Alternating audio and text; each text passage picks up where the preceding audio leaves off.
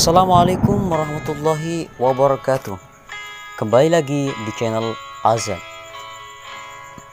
Di video kali ini kita akan menceritakan kisah Kiai Haji Maksum Jauhari, pendekar andalan NU yang penuh karomah.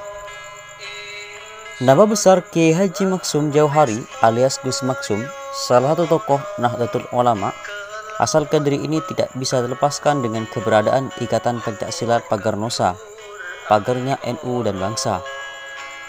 Karena Gus Maksum yang juga cucu pendiri Ponpes Lirboyo Kediri, Kiai Haji Abdul Karim ini adalah pendiri Ikatan Pencaksilat NU Pagar Nusa. Pria kelahiran Kanigoro, Kediri 8 Agustus 1944 lalu ini sejak kecil telah memiliki kelebihan dan karomah, diantaranya mampu melompat melayang dari satu tiang ke tiang lainnya di Masjid Kanigoro. Dia juga mampu berputar cepat di atas piring tanpa pecah laksana gangsing, padahal waktu itu dia belum mahir ilmu silat. Sejak kecil, Gus Maksum sudah gemar lelaku batin dan belajar pencak silat, sehingga ketika beranjak dewasa, beliau lalu melalang buana ke beberapa daerah di Pulau Jawa untuk berguru ilmu silat dan kanuragan. Selain menguasai banyak aliran silat dengan sempurna, beliau juga memiliki banyak kemampuan di nuwih lainnya, sehingga namanya identik dengan dunia persilatan, tenaga dalam, dan pengobatan. Konon, Gus Maksum membantu salah satu familinya untuk memasang sapi bajakannya. Ketika hendak memasang, tiba-tiba sapi itu mengamuk dan dengan cepat dan kuat menerjang ke arah dada Gus Maksum. Dengan refleks, dia menangkis sehingga apa yang terjadi membuat semua orang yang melihatnya heran, karena sapi itu terpelanting beberapa meter jauhnya. Saat kecil, beliau belajar agama pada orang tuanya, Kiai Haji Abdullah Jauhari di Kanigoro. Masuk SD Kanigoro 1957, lalu melanjutkan Madrasah Tasanawiyah Lirboyo, namun tidak sempat tamat. Selebihnya banyak diisi dengan pengajian-pengajian di pesantren Lirboyo. Namanya juga sempat terdengar ke seluruh pelosok daerah ketika menjabat komando penumpasan PKI dan antek-anteknya di wilayah Kediri dan sekitarnya. Salah satu kisah yang menunjukkan karomah Gus Maksum adalah ketika bentrok dengan orang-orang PKI di alun-alun Kediri. Gus Maksum yang waktu itu sangat muda mampu mengalahkan belasan orang-orang PKI sendirian. Setiap tebasan dan bacokan senjata tidak pernah bisa mengenai tubuh beliau.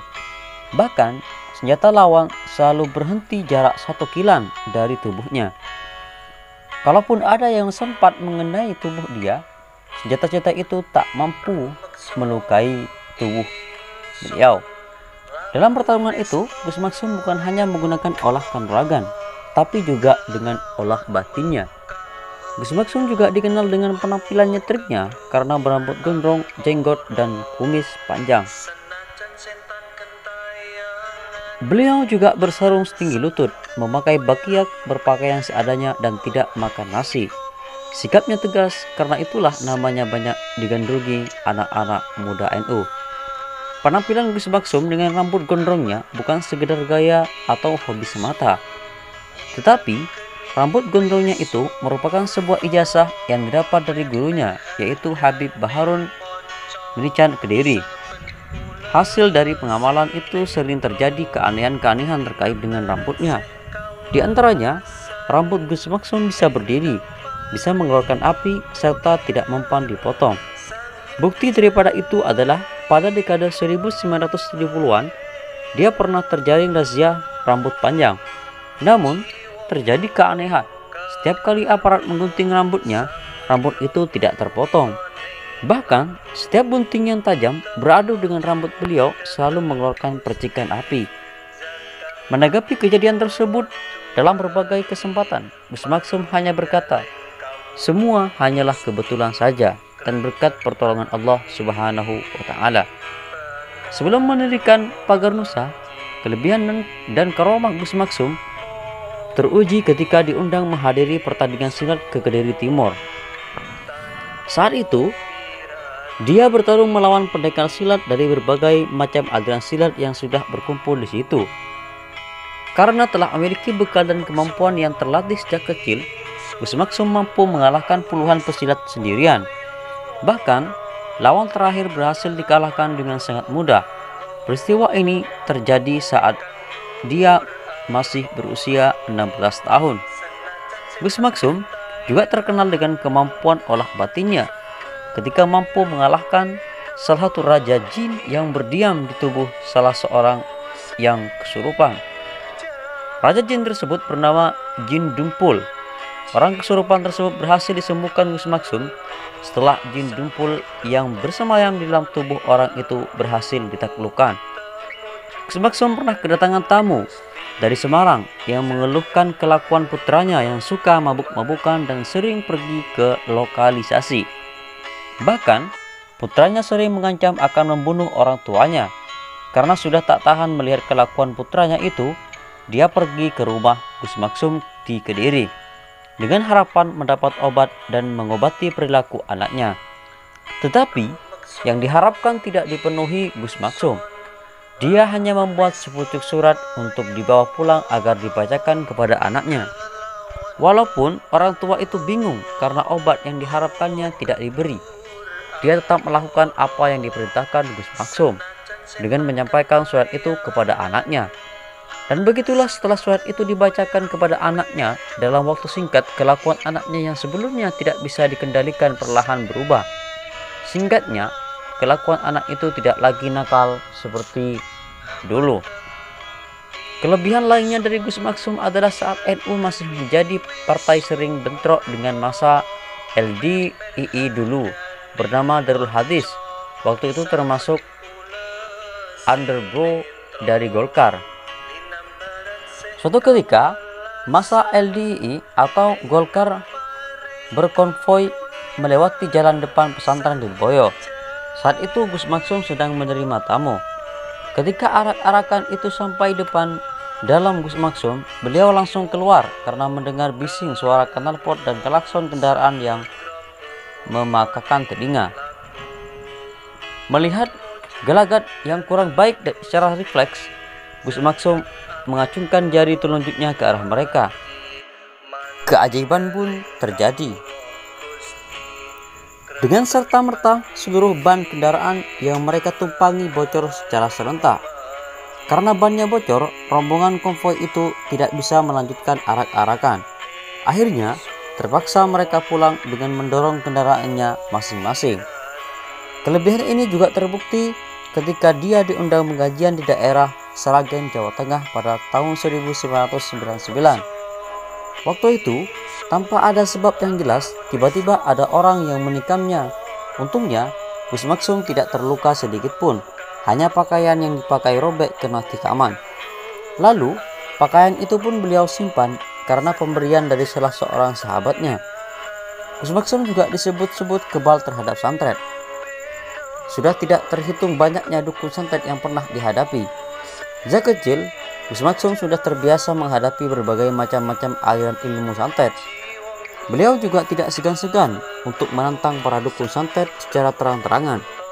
Hal itu dilakukan karena santet menurut Gus Maksum termasuk kemungkaran yang harus dilawan. Kebalan Gus Maksum terhadap santet juga sudah pembawaan sejak lahir karena dia masih keturunan Kiai Hasan Basri, Ponorogo. Menurut Gus Maksum, sebagai muslim tidak perlu khawatir terhadap santet karena santet hanya bisa dilakukan oleh orang-orang kufur atau murtad. Yang penting, seorang muslim haruslah selalu ingat kepada Allah dan bertawakal kepadanya. Di antara pengalaman Gus Maksum mengenai santet diantaranya dialami ketika menginap di desa Waliyo, Genting, Banyuwangi. Sekitar jam setengah 2 malam, saat hendak istirahat, tiba-tiba dari arah kegelapan muncul bola api sebesar telur terbang menuju ke arah pahanya. Dengan santai, Gus Maksum membiarkan bola itu mendekatinya. Ketika bola itu sampai ke paha, dia cuma bertanya, "Banyol tah?" Atau dalam bahasa Indonesia, "Mau bercanda ya?" Seketika itu bola itu melesat pergi di tengah kegelapan malam. Satu lagi kejadian yang pernah dialaminya ketika bermalam di desa Keraton rengkih saat Gus Maksum beristirahat.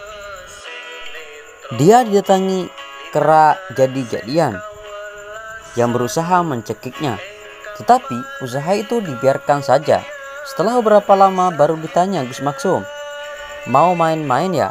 Langsung saja kera itu lari menghindar dari Gus Maksum. Sebagai pentolan utama NU, Gus Maksum selalu sejalur dengan garis politik NU, namun tidak pernah terlibat politik praktis, tak kenal dualisme atau dui fungsi.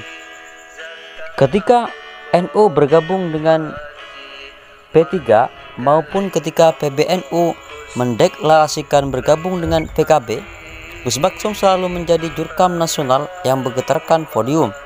Namun, dirinya tidak pernah mau menduduki jabatan legislatif maupun eksekutif. Gus Maksum wafat di Kanigoro pada tanggal 21 Januari 2003 dan dimakamkan di pemakaman keluarga pesantren Lirboyo dengan meninggalkan semangat dan keberanian yang luar biasa.